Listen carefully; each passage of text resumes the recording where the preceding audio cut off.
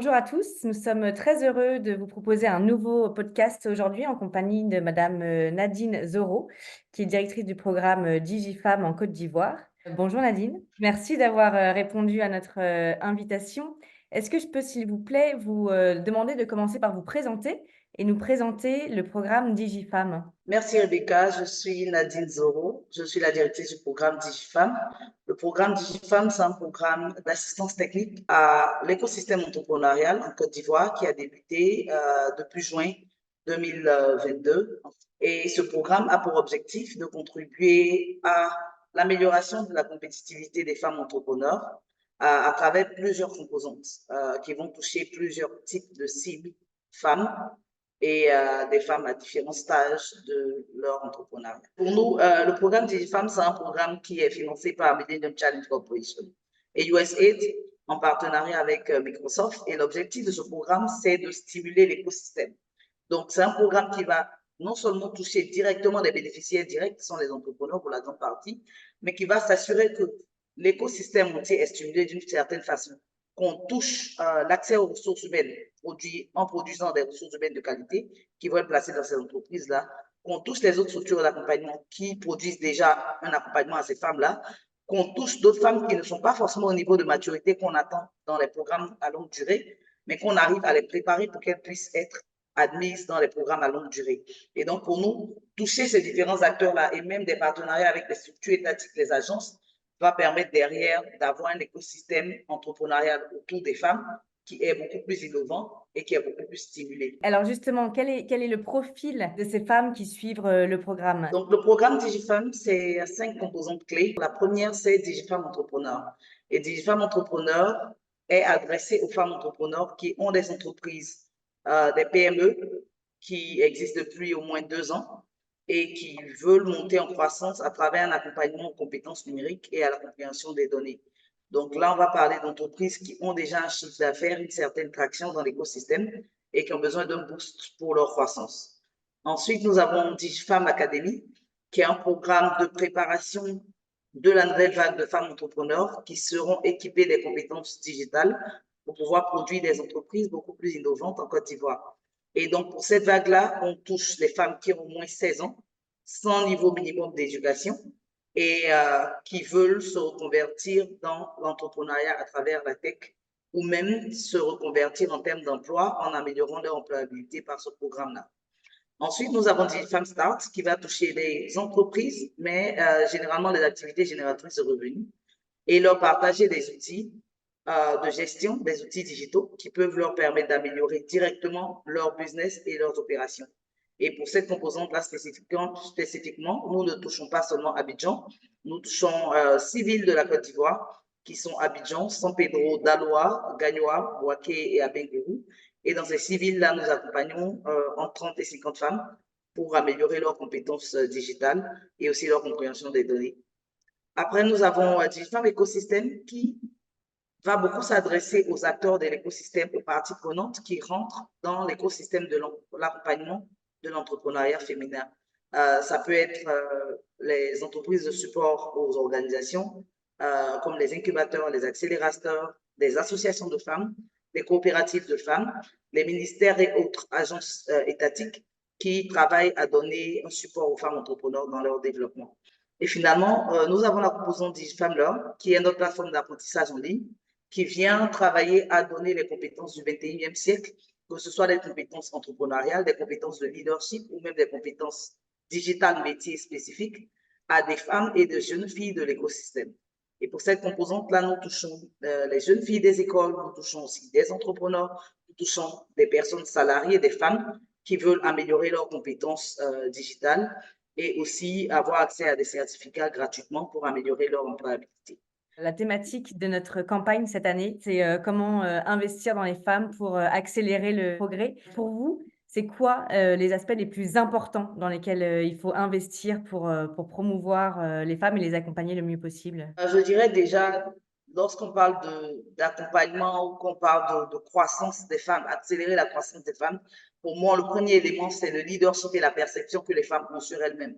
Donc, il faut pouvoir, dans cet environnement, leur donner la compréhension qu'il faut de ce qu'elles sont et des acteurs et du rôle qu'elles peuvent jouer en tant que membres de l'écosystème.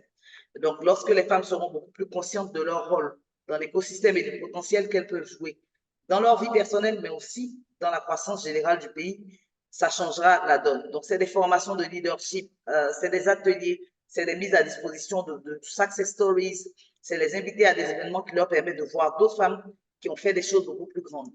Ensuite, on parle de capacité et de potentiel. On doit arriver à étendre les capacités et le potentiel de ces femmes en leur donnant accès justement à des ressources de formation, en les dirigeant vers des ressources qui leur permettent d'augmenter ce qu'elles ont comme compétences, qu'elles arrivent à avoir accès à de l'emploi. Et nous le faisons déjà avec le programme DigiFemme, c'est leur donner les compétences qui leur permettent d'aller à la prochaine étape, de telle sorte qu'elles sont prêtes pour les opportunités qui les attendent lorsque le pays, lorsque la communauté leur donnera accès à tous leurs droits. Il faut qu'elles soient dans une position où elles puissent saisir ces droits-là parce qu'elles ont les compétences pour le faire.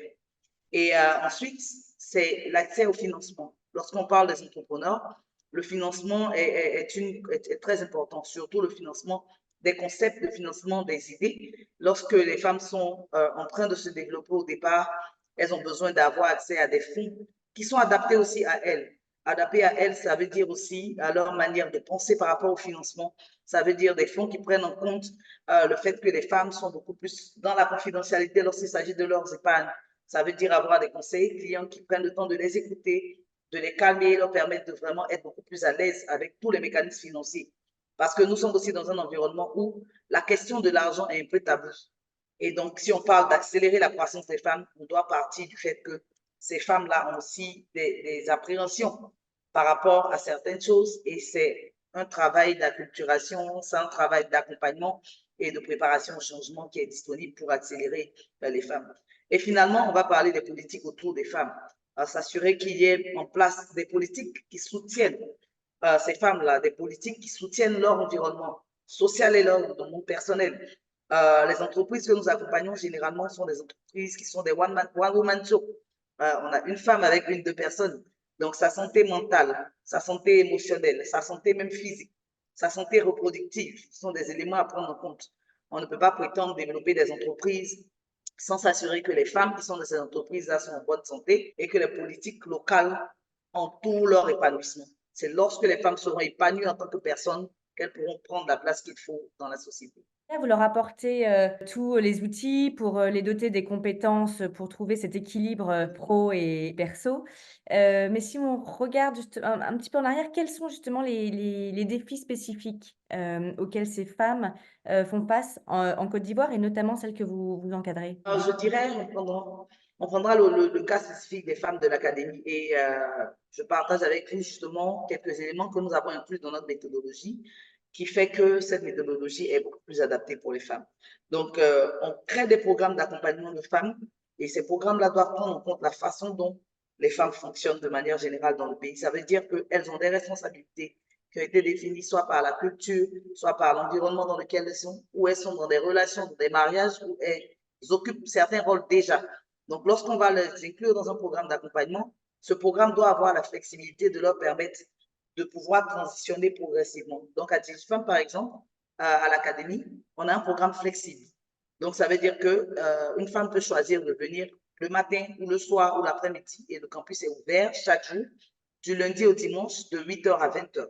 Donc, ça permet aux femmes de pouvoir s'occuper de leur famille le matin, s'occuper de leurs enfants et de venir. On va aussi prendre en compte le fait que l'espace dans lequel même ces femmes se retrouvent, est-ce que c'est un espace qui est sécurisé, non seulement physiquement en termes d'agression et les autres, mais est-ce que c'est un espace aussi dans lequel elles peuvent s'exprimer librement? Elles arrivent à s'exprimer et à pouvoir démontrer leur propre potentiel. Donc, certaines difficultés que les femmes rencontrent aussi, c'est vraiment la question de l'inclusion. Et l'inclusion, c'est pas seulement organiser un cadre, c'est s'assurer que ce cadre-là prend tous les détails de vie et les détails personnels de ces femmes-là. Merci Nadine. Donc quand elles arrivent, elles lâchent leur, bagages, elles se retrouvent dans un environnement confortable et serein. Est-ce que vous avez des exemples, inspirants, de femmes qui ont réussi à développer leur entreprise, à l'emmener à l'étape d'après? Oui, bien sûr, on a plusieurs exemples. Aujourd'hui, DigiFemme, pour nous, c'est un acteur, c'est un peu la baguette magique qui va venir impacter réellement les femmes. Et on ne saurait parler d'impact sans avoir d'exemple. Et on a l'exemple de Chérita, qui est la gérante de l'entreprise Insight Plus. Et Insight Plus travaille avec les PME pour leur permettre d'acquérir des compétences pour mieux gérer leurs entreprises aussi. Et elle a participé au programme. Et avec les compétences digitales et les compétences liées aux données, l'entreprise a redynamisé un peu son offre en termes d'offres de produits des PME. Et aujourd'hui, cette entreprise travaille et a réussi à avoir un marché avec le gouvernement ivoirien, une agence du gouvernement ivoirien pour accompagner 300 à 1000 PME informelles dans leur processus de formalisation. Et ça, c'est sorti directement de l'accompagnement du programme DigiFemme parce que nous l'avons aidé à créer des nouveaux produits qui étaient targetés au secteur informel lors de notre accompagnement. Si vous deviez prendre un petit peu de recul après, ces éditions-là, ce serait quoi les leçons tirées de ces initiatives qui sont apportées à ces femmes? Parce que j'ai noté, bon, évidemment les compétences, le savoir-faire, la confiance en elles. Qu'est-ce que vous diriez? Je dirais, pour moi, la leçon la plus importante dans la mise en œuvre de ce type d'initiative, c'est de garder l'œil sur l'impact réel, l'impact dans la vie de ces personnes. Initialement, ce sont des bénéficiaires qui font des sacrifices, qui abandonnent des choix de vie initiaux pour rejoindre des programmes en espérant avoir accès à une vie meilleure. Et donc, la responsabilité des programmes, c'est de s'assurer que ces temps passés dans les programmes ne sont pas une perte de temps pour les bénéficiaires. Donc, lorsqu'on garde l'esprit sur l'impact et cette responsabilité-là de vouloir contribuer à l'amélioration des vies des individus, on arrive à designer des programmes qui ont des résultats. Ensuite, c'est de garder les pieds sur terre et d'être des entreprises ou des organisations qui sont locales et qui sont pratiques dans l'implémentation. Je pense que dans notre secteur de changement ou de développement, on a tendance à avoir des beaux théorèmes, certaines fois qui ne sont pas forcément très pratiques. On doit garder en tête aussi que, et même dans tout ce qui est innovation, de la même façon que nous apprenons aux dames à innover, dans nos programmes, nous devons être innovants et utiliser les ressources de manière optimale et les utiliser dans des secteurs et dans des activités qui vont avoir des réels impacts sur la vie des personnes. En termes d'implémentation aussi, c'est de garder l'esprit ouvert et avec DigiFemme, c'est ce que nous faisons.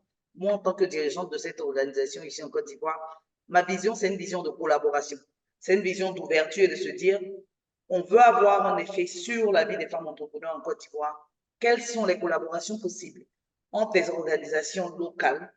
Comment chacun de nous peut utiliser ses ressources, les différentes ressources que nous avons pu recueillir des différents partenaires, les mettre ensemble pour avoir un vrai impact, un impact beaucoup plus grand. Parce qu'on assiste beaucoup aussi à des duplications d'efforts. Et ça, c'est l'une des raisons pour lesquelles énormément de programmes n'ont pas de résultats. Et donc, comme on a des duplications de programmes, on a les mêmes bénéficiaires qui bénéficient 5 fois et 6 fois de programmes similaires. Donc, c'est très important aussi qu'on arrive à collaborer et qu'on garde ensemble l'esprit écosystème et l'esprit impact réel. Trouver les synergies pour maximiser l'impact et ne pas réinventer, indéfiniment la roue. C'est ça, exactement. Alors, vous l'avez évoqué en début d'entretien, un des besoins cruciaux, de ces entrepreneuses est l'accès au financement. Comment est-ce que vous, vous accompagnez vos bénéficiaires sur ce plan? Dans l'accès au financement, pour nous, il faut déjà s'assurer que ces entreprises sont structurées et prêtes à recevoir des financements. Et donc, pour DigiFemme Entrepreneur, on a l'accélération qui fait partie de notre programme de formation. On a la première phase qui est l'incubation qui dure 6 mois. Ensuite, on a 3 mois d'accélération pour travailler vraiment sur la structuration des dossiers, s'assurer que les dames ont la documentation qu'il faut, elles ont des procédures et tout pour les préparer à recevoir le financement. Donc, c'est ce que nous faisons déjà en termes de renforcement de capacité des bénéficiaires. Ensuite, on va travailler avec des acteurs, signer des partenariats d'accès au financement. Donc aujourd'hui, le programme DigiFemme est en partenariat avec Orabank avec le programme Leader, qui nous permet d'avoir accès à un programme de financement des femmes à des conditions beaucoup plus basses et des temps, des délais beaucoup plus courts. On est aussi en partenariat avec WIC Capital, qui est un fonds, le Women Investment Club, qui est un fonds qui investit dans les femmes et avec lesquels les femmes sont en train de fermer des deals d'investissement en capital en ce moment. Aujourd'hui, et ça c'est vraiment le partenariat qui est en cours, on est en partenariat avec l'USADF qui a mis en place un fonds spécial pour le programme DigiFemme en partenariat avec MCC. Et c'est 500 000 $ qui va être distribué entre les femmes de la première cohorte du programme en subvention gratuite pour ces femmes-là, pour leur permettre d'apporter un boost à leur programme. C'est aussi des collaborations avec d'autres acteurs de l'écosystème de financement, des banques, des microfinances, qui sont invités dans nos sessions, dans nos événements, pour leur permettre d'avoir une visibilité sur nos femmes à travers les Demo Day, les Investors Day. Et à travers cela, on arrive aussi à créer des mises en relation entre les investisseurs et les femmes du programme. On les met aussi, on augmente la visibilité des femmes entrepreneurs sur nos différentes pages. On a une activité spécifique qui nous permet de visiter non seulement les entreprises pour leur permettre d'être beaucoup plus visibles, avoir accès aux clients, mais aussi on les met en lumière sur les différents canaux de distribution et de communication du programme pour que les investisseurs puissent les voir et que leurs initiatives innovantes puissent être reconnues sur le territoire national. Donc, pour nous, c'est toutes ces actions-là ensemble qui permettent d'améliorer l'accès au financement pour les femmes de nos programmes. Alors justement, je voulais vous demander quels conseils vous donneriez aux femmes pour être sûres qu'elles bénéficient pleinement de toutes les initiatives de soutien que vous proposez? Je dirais le premier conseil, c'est le conseil de vie. C'est le conseil de la responsabilité. La responsabilité, c'est le fait de se donner, lorsqu'on prend un engagement, d'aller au bout de cet engagement. Et on remarque qu'il y a des belles initiatives dans nos différents pays. Les personnes s'inscrivent et ne finissent pas, par exemple, l'initiative. Donc, c'est des gaspillages de fonds. C'est pas toujours que les fonds ne sont pas disponibles, mais c'est que les bénéficiaires ne prennent pas très sérieusement l'accompagnement qu'elles doivent recevoir. Donc, c'est d'être déjà responsable. Et lorsqu'on décide de bénéficier de ce type de programme, de se donner à 100% et de prendre tous les bénéfices que ce programme offre. Le deuxième conseil, c'est lorsqu'on a une opportunité, on doit la saisir pleinement. Vraiment, manger avec tous les doigts, avec la bouche grande ouverte, tout ce qui est donné. Et prenez ce bénéfice-là pour vos entreprises parce que c'est des coûts, c'est des programmes qui auraient coûté cher et vous les avez aujourd'hui gratuitement. Profitez pleinement. Ensuite, c'est même avant de se lancer dans des programmes, c'est de réfléchir à votre vision et de voir en quoi est-ce que ces programmes s'allient à votre vision. Lorsque cela est clair pour vous, je pense que ces personnes-là pourront mieux saisir ces opportunités-là et bénéficier de ces opportunités-là et même les partager au reste de leur communauté. Le dernier conseil, c'est de partager. De partager le peu qui vous a été donné gratuitement à vos familles, à vos enfants, à vos communautés. Je suis très contente certaines fois de voir des femmes qui apprennent certains outils digitaux dans la formation et qui disent, je suis rentrée à la maison, j'ai montré à mon mari comment on utilise ChatGPT, j'ai montré à mon enfant comment on fait des recherches sur Google parce que je ne savais pas. J'ai pu créer une page. C'est intéressant. Partager et la raison pour laquelle les programmes des femmes sont importants, c'est vraiment ça. C'est que tu formes une femme, elle va former 7 personnes, 10 personnes, ses enfants, son mari et toute sa communauté. Et donc, si on arrive à partager ce qu'on reçoit en étant formé, l'effet de levier et l'effet de croissance qu'on aura dans l'écosystème sera beaucoup plus grand. Des conseils aussi sans doute aux bailleurs et responsables de l'inclusion financière, parce que selon vous, sur quel levier est-ce que ceux-ci devraient se concentrer pour continuer d'améliorer l'inclusion financière des femmes? Je dirais le premier levier, c'est l'appropriation locale. On a des organisations internationales, des bailleurs et d'autres organisations qui viennent intervenir dans le développement de nos différents pays, dans l'amélioration des conditions des populations. Et c'est de s'assurer vraiment qu'il y a la population ou une organisation locale qui a cette mission-là, qui arrive à prendre cette mission sur elle-même et à continuer.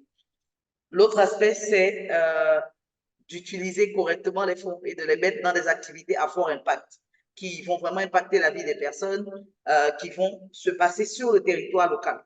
Donc, dans beaucoup de programmes, il y a une grande partie qui se passe à l'extérieur du pays et l'autre partie qui se passe en local.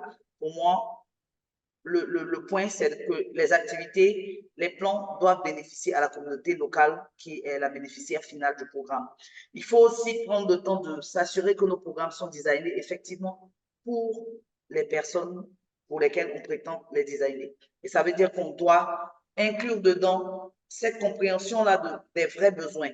Il faut commencer ce type de programme-là par des études qui nous permettent de comprendre le besoin réel et de développer des programmes qui répondent à ces besoins-là des communautés.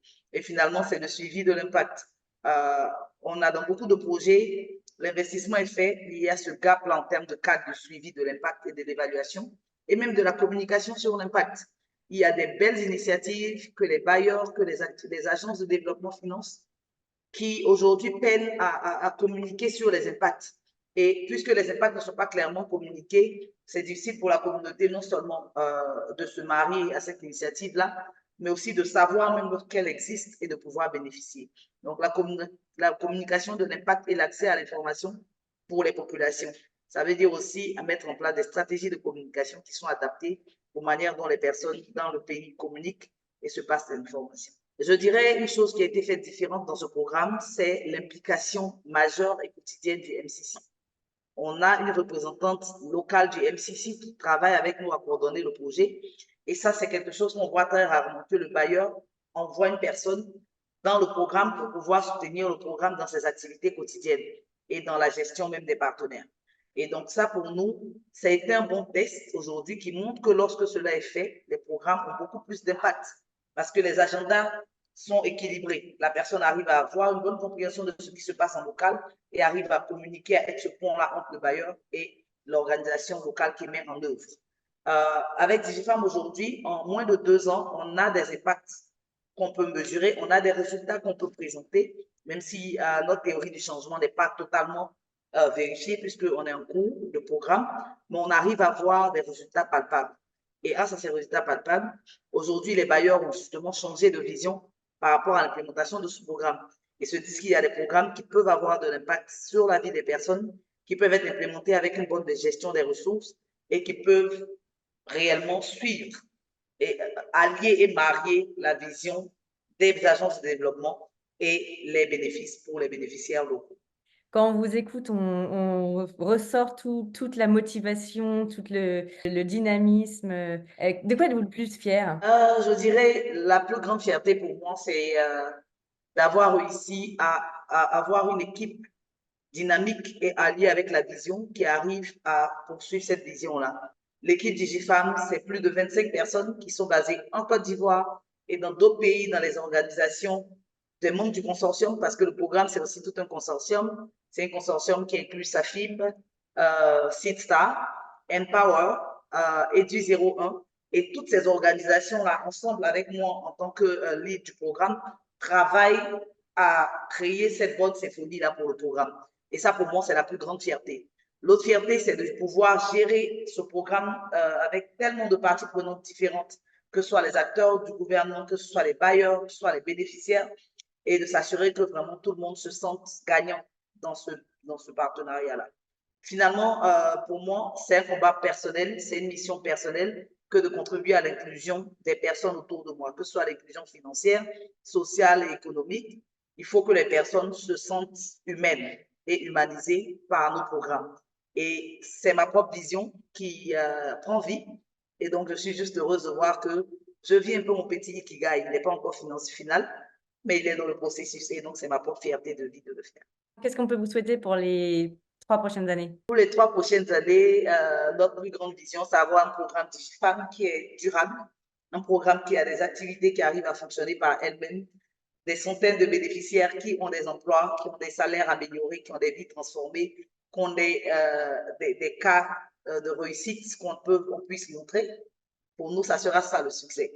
Dans 3 ans, pour moi, la vision aussi, c'est d'avoir un programme DigiFam qui couvre tout le territoire ivoirien, mais qui a aussi des branches ou d'autres exemples de projets qui sont mis en place dans d'autres pays. On a déjà commencé cette démarche-là, mais je pense qu'il y a beaucoup encore à faire et qu'on a beaucoup de bénéficiaires potentiels. On a beaucoup de collaborations à faire avec des acteurs partout en Afrique pour partager nos leçons sur ce programme-là. Ouais, on vous le souhaite. Bravo. Super. Un dernier mot que vous voulez ajouter? C'est un message pour les femmes, c'est foncez. Vous avez les capacités, donnez-vous et vous aurez la place. C'est un message à toutes ces personnes qui continuent de nous soutenir, ces mentors. Et je ne voulais pas oublier ces mentors et ces ambassadeurs qui accompagnent le programme. C'est un message de remerciement. Un message de remerciement pour leur accompagnement du programme. Et on souhaite avoir encore beaucoup plus d'impact et que des vies soient transformées à travers ce programme. Merci Nadine. On l'a vu ensemble, les femmes ont montré leur capacité à générer des revenus, à créer des emplois. Donc investir dans les femmes, c'est vraiment un pari gagnant pour le développement économique des pays. Il faut bien l'intégrer et absolument contribuer à soutenir les initiatives comme celle de DigiFam. Merci Nadine, merci pour votre temps, d'avoir partagé votre expertise, d'avoir votre expérience. C'est un projet vraiment inspirant et j'espère véritablement qu'on le verra, les petites branches, comme vous dites, dans les différents pays. Donc à tous nos internautes, je vous donne rendez-vous sur le hub de la finance digitale, www.lafinancedigitale.com, pour plus de contenu sur cet écosystème de l'inclusion financière, économique et sociale. Merci à tous, à très bientôt.